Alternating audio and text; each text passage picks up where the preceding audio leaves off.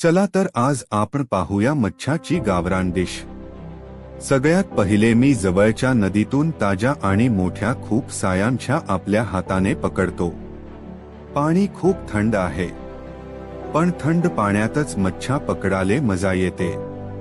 मच्छा जमा झाल्यावर मी घरी घेऊन येतो। मग मी संभार कांदा टमाटर चांगला धुवून घेतो। नंतर एका कढईत थोडं तेल गरम करून त्यात लसण आणि कापलेलं टमाटर टाकतो। जेव्हा टमाटर चांगलं शिजल्यावर त्यात तिखट मिरची आणि कांदा टाकतो।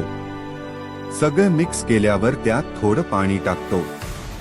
मसाले चांगले शिजल्यावर त्यात चांगली धुतलेली मच्छी टाकतो।